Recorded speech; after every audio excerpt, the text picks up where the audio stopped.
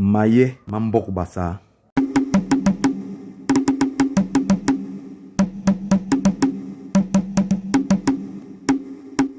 Paragraphe 131. Ngui dit, les biens que Modé arracha de force aux gens, comme il n'est plus, qu'en devons-nous faire? Mangal leva les mains au ciel et dit, j'ajoute une autre interdiction dans la famille de Mbang.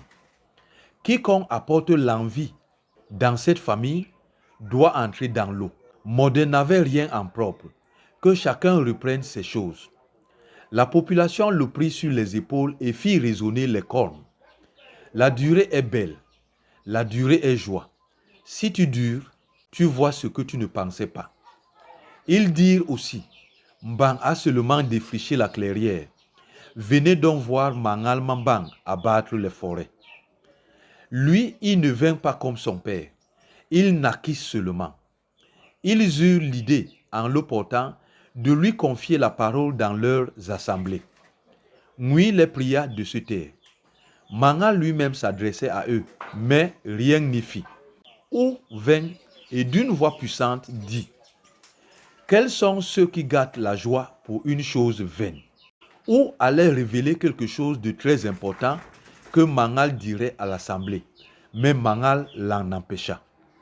Lorsqu'ils arrivèrent au lieu de la réunion, il se tint sur sa peau de lion et dit, c'est au nom de mon père Mbang que je dis et que je fais tout ceci. Si vous pouvez comprendre, mettez-vous à vous réjouir. Si vous vous réjouissez d'avoir gagné la guerre, que la joie ne vous rende pas stupide comme la tristesse peut le faire. Je connais les gens que Modé arracha de vos mains, ainsi que vos biens. Pourquoi donc vous réjouissez-vous d'en prendre une partie? Paragraphe 132. Ngui dit, Mournye kinye nu anlal njal, ayimgele pok go ibilegnye, ingera unsebenye ije, ankon masse ilo pok igo ibilegnye yani. Tout homme qui se couche affamé, sachant que sa réserve d'igname a été incendiée, si tu l'invites à manger, il se réjouit beaucoup plus que pour sa réserve d'igname incendiée l'avant-veille. Mangal demanda à la foule, est-ce ainsi que vous répondez tous? La foule répondit, ce que Ou et Ngui répondent est notre pensée. Il leur dit, n'est-ce pas Ou et Ngui que vous n'aviez pas vu depuis fort longtemps? La foule répondit, nous les oubliâmes comme nous avons oublié Mbang. Les songes que nous avions eus nous renseignèrent sur eux et sur toi. Nous avons aussi entendu de la bouche de nos bambombo, Mbokwok, Mbognodak. Le pays tombe, le pays se relève.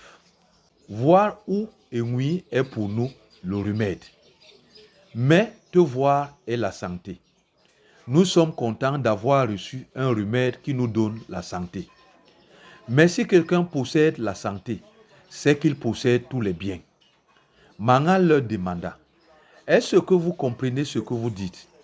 Ils lui dirent, même si nous nous trompons, c'est toi qui nous expliqueras.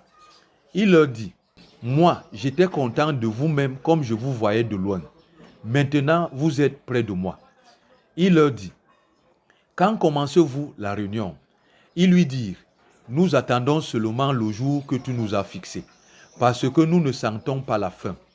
Nous sommes aussi surpris, car notre Ayenbang lui-même n'emprisonna pas le jour. Il n'interdit pas le sommeil aux hommes et ne supprima point chez les hommes la faim. Mais toi, tu as fait tout ceci. C'est pourquoi, si nous te fêtons, notre joie n'est pas vaine. Et si nous parlons, notre parole n'est pas futile. Paragraphe 133. Le remboursement des biens spoliés par Modé.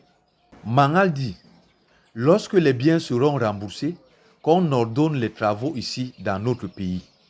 Choisissons ceux qui doivent commander le pays, ceux qui doivent surveiller les routes, ceux qui doivent soigner les maladies, ceux qui doivent annoncer les nouvelles ou ceux qui doivent frapper les discours. Nous ne parlerons plus au liard comme feu nos ancêtres. C'est pourquoi nous devons aussi avoir des devins, mais c'est chaque famille qui doit choisir ses personnes dans une grande assemblée. Qu'on les amène devant l'Umbombok et celui qui lit. Ce sont ces deux qui leur imposeront les mains et les béniront, chacun pour sa tâche. Ils leur diront d'approfondir chacun son travail et de le considérer comme lui-même. Paragraphe 134. Les Bambombok dirent à Mangal: nous ne pouvons pas savoir choisir toutes ces personnes. Mangal leur dit: je sais bénir, mais je ne sais pas choisir. C'est vous qui savez comment vivent vos gens. Vous pouvez même me choisir pour accomplir une de ces tâches. Mais ce n'est pas parce que je bénis que je dois choisir. J'accomplis l'œuvre et je vous donne des explications par la puissance que votre aïeul m'a laissée. Mais je n'ai pas pouvoir de choisir ceux qui doivent accomplir les tâches. On peut savoir diriger le débat dans une assemblée et avoir une main digne de donner des bénédictions et en même temps n'être pas chef. Si je laisse chacun reprendre les biens que Modèle lui arracha, il y aura du désordre parce que tous ne sont pas un même cœur. Paragraphe 135. Lorsqu'il eut dit cela, il leur demanda de se mettre à genoux. Il se tint sur sa peau de lion, leva les mains au ciel et dit: au nom de mon père Mbang, que chacun suive sa famille et sa richesse, qu'il suive son héritage. Lorsqu'il leva la tête au ciel, son père lui apprit ce qu'il devait dire aux hommes et lui donna 3 signes pour les 3 souches, chaque souche ayant un signe. Il disait cela, toute son espérance en son père. Avant de finir, il trouva chaque souche avec son signe et chacun rangé dans sa souche. Ils furent tous très étonnés et s'écrièrent: où viens nous parler de cet homme? S'il ressemblait à notre aïeul, on ne te dérangerait pas. Son père a débroussé la clairière, mais lui abat des forêts. Ngok et Mbang n'eurent pas cette idée et n'accomplirent pas toutes ses actions. Ou dit: l'assemblée siège encore pour 2 jours. Y a-t-il encore des choses importantes? Ils lui dirent: les actions de cet homme nous ont étourdis. Nous attendons seulement ses décisions et ses mises au point. Si toi tu as quelque chose à dire, dis-le-nous.